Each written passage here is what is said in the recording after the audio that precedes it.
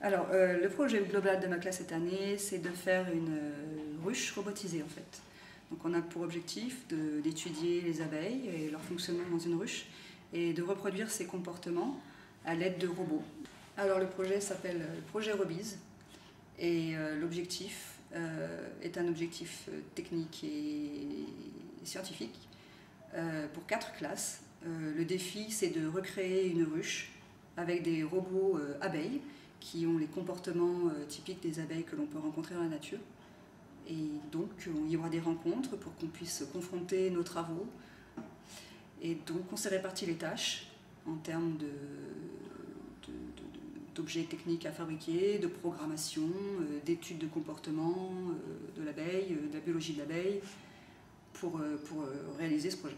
J'étais déjà les sensibiliser à l'objet technique, qui est le Lego, parce qu'ils ne connaissaient pas du tout les Lego. La plupart de mes élèves, il y en a peut-être un qui les avait utilisés. La deuxième étape, ça a été pareil, de les initier à l'objet technique qu'on allait manipuler, qui est programmable. Et là, nous en sommes à l'étape où on les programme. Et donc là, c'est la partie défi, puisqu'on leur lance des défis pour qu'ils investissent le logiciel de programmation et qu'ils en maîtrisent l'essence, puisque forcément, c'est toujours aussi en anglais. Et la future étape, ça sera la rencontre avec les CE1 et la classe multi-âge.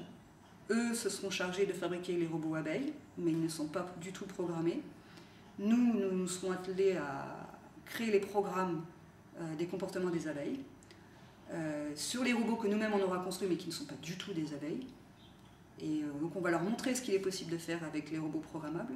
Eux vont nous présenter leur abeille robot. Et on se donnera un rendez-vous ultérieurement pour utiliser leur robot abeille avec nos programmes.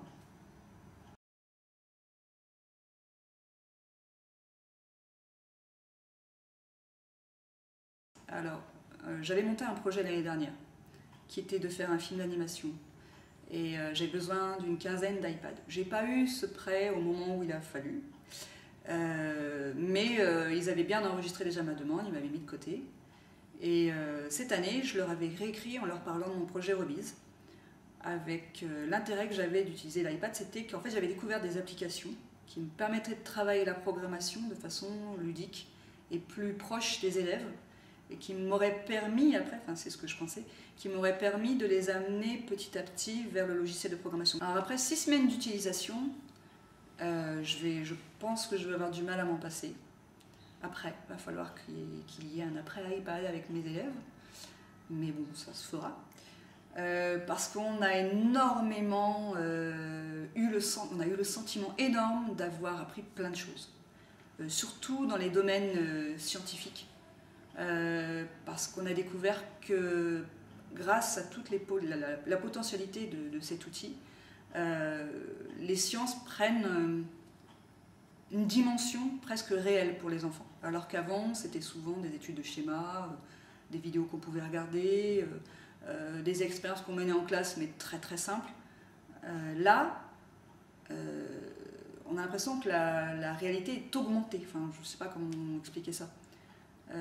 Qu'ils n'étaient plus spectateurs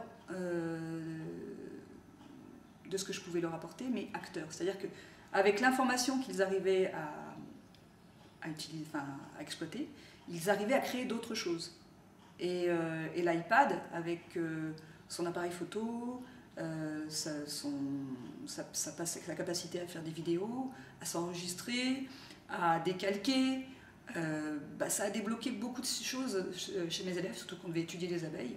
En l'occurrence, une des expériences qui a été très intéressante, c'était la schématisation du corps de l'abeille. En début d'année, je leur avais à tous fourni une abeille qu'ils devaient dessiner. On voulait travailler le dessin scientifique, nommer les différentes parties du corps. Bon, le résultat n'était pas toujours à la hauteur de ce qu'espéraient les enfants, c'est-à-dire qu'ils n'étaient pas tous bons dessinateurs, ils ne représentaient pas forcément ce qu'ils voyaient, mais plus ce qu'ils pensaient voir. Et l'iPad a amené une autre dimension pour ces élèves-là. Ils ont pu aller chercher des insectes.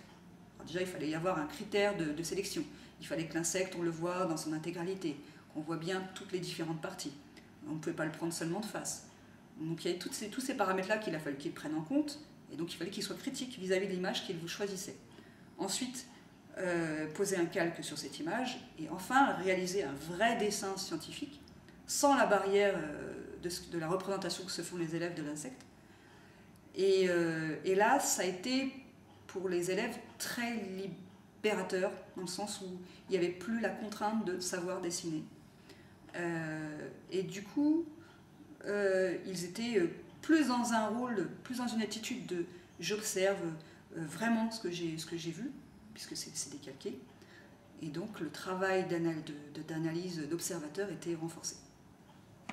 Bon, les difficultés au niveau technique, il n'y en a pas énormément. Le MacBook, qui gère les 15 iPads, est très simple d'utilisation. Si on veut insérer une nouvelle application, c'est vraiment extrêmement simple.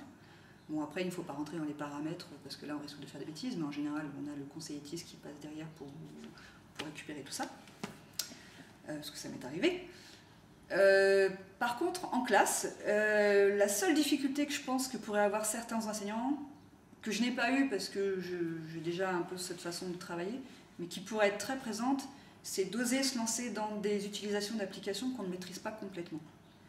Il m'est arrivé très souvent de télécharger une application la veille, de la bidouiller un petit peu pour découvrir un peu son potentiel pédagogique, de me rendre compte que là il y avait un intérêt peut-être de la réexploiter le lendemain avec les élèves, mais ce n'est absolument pas gênant de présenter et d'utiliser une application qu'on maîtrise peu avec des enfants, parce qu'en fait, avec les iPads, ce qui se passe, c'est qu'on apprend en interaction. Il est arrivé que des élèves découvrent des fonctionnalités que je ne connaissais pas. Tout de suite, on s'arrête, je vidéo projette ce qu'a découvert l'enfant, et ben on continue après à explorer l'application en fonction du travail que je leur ai demandé, pour arriver donc qu'ils fassent appel à des choses que moi je n'aurais pas vues au préalable. Et ça, même donc si ça paraît une difficulté au départ, ça n'en est pas une. Ça n'en est plus une. Les seules difficultés que j'ai pu rencontrer, c'est les pertes de réseau, Wi-Fi. Donc il y a des applications qui ne fonctionnent qu'en Wi-Fi, de type Evernote. Donc là, c'est problématique. C'est la seule difficulté que j'ai pu rencontrer lors de l'utilisation de l'iPad, en termes techniques purs, réels. En termes d'élèves face à l'outil, au départ, être un petit peu perdu dans la maniabilité de l'appareil. Il est tellement maniable, tellement intuitif qu'en fait, l'appareil va beaucoup plus vite qu'eux, qu'ils sont un peu surpris. Mais une fois 2-3 manipulations de l'outil, en général, ça se passe. Alors, il y avait deux méthodes. La première méthode, c'était en atelier, parce que je fonctionne en atelier.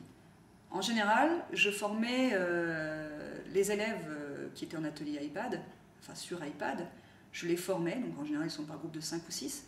Donc j'étais présente à cet atelier, je faisais les choses avec eux, je leur montrais, ils faisaient derrière. Et ces 5-6 élèves avaient après une tâche, c'était celle de former les autres. Lorsque l'atelier tournait, ces 5-6 élèves pouvaient se détacher pour aller aider ceux qui avaient besoin d'aide sur ce travail. La deuxième façon de travailler, et qui est la plus efficace, c'était de vidéo-projeter l'utilisation de l'application. Donc j'utilisais devant les enfants l'application, je leur montrais quelles étaient les icônes à utiliser, quels paramètres ils devaient rentrer, quels critères ils devaient retenir pour telle utilisation de la photo ou de l'image, ça dépendait du travail qu'on avait à faire. Et grâce à la vidéoprojection, on gagnait énormément de temps.